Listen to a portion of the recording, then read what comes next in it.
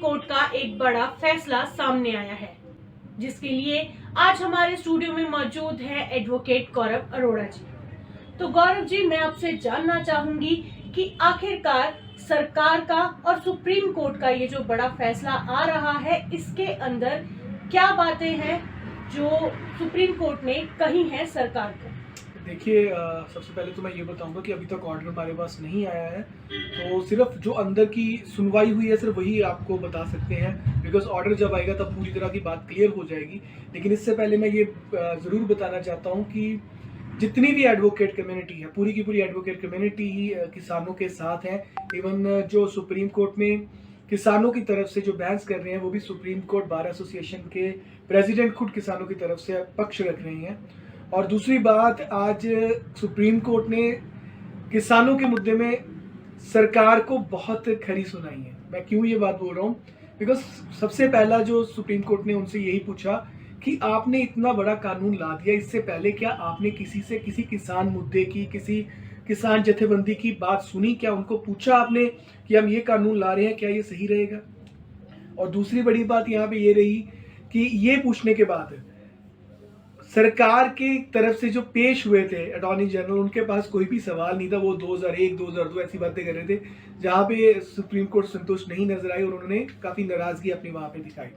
और उसके बाद उन्होंने ये भी वहाँ पे कहा कि हम देखिए बहुत ज़्यादा इसमें सीरियस मुद्दा ले रहे हैं, बिकॉज बहुत सारे किसानों की ऑलरेडी यहाँ पर डेथ हो चुकी है वहाँ पर, और हमें ये भी डर है कि कहीं और हिंसा ना भड़क जाए वहाँ पे, तो इसके लिए आप कुछ करिए। तब भी सरकार के पास कोई सॉलिड जो है उसका जवाब नहीं था। तो जब जवाब नहीं दे रहे थे, सुप्रीम कोर्ट ने लास्ट में ये भी उनको बोल दिया कि मैं स्टे कर रहा हूँ। इवन कि सुप्रीम कोर्ट ने यहाँ तक भी कह दिया कि आपने जो कानून लाए हैं, मैं इस कानून को स्टे करने जा रहा हूँ। और जब कानून को स्टे करने की बात की तो सरकार की तरफ से कहा गया कि अगर आप कानूनों को स्टे कर रहे हो तो आप धरना प्रदर्शनों को भी बोलो कि वहाँ से निकल जाएं। लेकिन सुप्रीम कोर्ट ने ये करने से बिल्कुल मना कर दिया कि हम धरने से किसी को भी नहीं उठाएंगे, और आपने जो कॉल किया उसकी वजह से तो हम आपके जो स्टे है वो आपके कानूनों को ही स्टे लगा देंगे। इसके बाद जो है वहाँ पे बात हुई कि आप जो आपकी बात किसान जत्थेबंदी से प्रॉपरली क्यों नहीं हो पा रही है, तो सरकार ने आरोप लगाया कि नहीं जी, हमें जत्थेबंदी जो है वो अच्छी तरह से बात करते नहीं है। तब भी सुप्रीम कोर्ट ने ये बात कही कि अगर आप चाहते हो तो हम सुप्रीम कोर्ट की तरफ से एक मीडिएशन का जो कमेटी है वो बना सकते हैं। देखिए, मीडिएशन कमेटी की जो बात मैं आपको बता रहा हूँ, ये नॉर्मली कोर्ट्स में लोगों ने सुनी भी होगी। जो एक मीडिएटर होता है वो दोनों पार्टी से बात करता है और उसके बाद सोल्यूशन जो है वो कोर्ट को बताता है, जहाँ सोल्यूशन निकालने की कोशिश करता है। तब किसान जत्थेबंदियों की तरफ से पेश हुए लॉयर्स ने ये बोल दिया कि हम किसान जत्थेबंदियों से बात करके इस बारे में आपको बता देंगे कि मीडिएशंस के लिए क्या किसान जत्थेबंदियाँ लागू करेंगी इसको कि नहीं करेंगी, क्या अलाउ करेंगी नहीं करेंगी।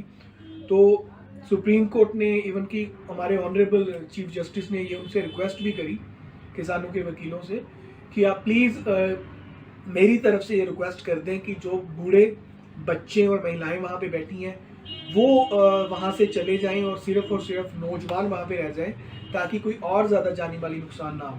सो फाइनली तो मैं यही कह सकता हूँ कि अभी ये सारी चीज़ें देखनी होगी कि कब तक ये ऑर्डर आता है सुप्रीम कोर्ट का, और ऑर्डर के बाद ही हमें पूरी तरह से पता चल सकता है कि इसमें क्या था।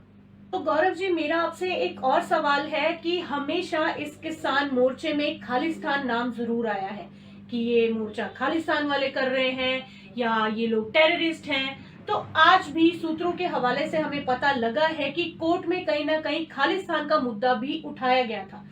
तो इसके बारे में आप क्या कहना चाहेंगे? देखिए, वो तो सरकार ने हर टाइम पे ये मुद्दा हमेशा उठाया है। आज भी उठाने की कोशिश की गई थी, लेकिन सुप्रीम कोर्ट ने साफ कह दिया कि हम इस मुद्दे को इस चीज़ में नहीं लाना चाहते, ना ही हम इसमें किसी चीज़ को कहते हैं कि कोई टेररिस्ट है या नहीं है, तो खालिस्तान की, मतलब उन्होंने बात सुनने को ही मना कर दिया खालिस्तान की।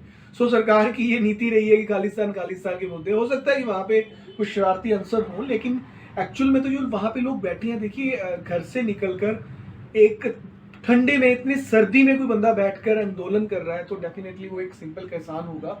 उन किसानों को बदनाम करने के लिए तो आप जो मर्जी साजिश कह दीजिए, लेकिन सुप्रीम कोर्ट के जरिए मैं जो बात कर रहा हूँ उन्होंने भी ये सुनने में साफ तौर पर मना किया। तो इसी के साथ ही मैं गौरव जी आपका धन्यवाद करती हूँ कि आपने हमारे स्टूडियो में आकर हमारे लिए वक्त निकाला, और अधिक जानकारी के लिए जुड़े रहे हमारे साथ इंडिया न्यूज़ 24 पर।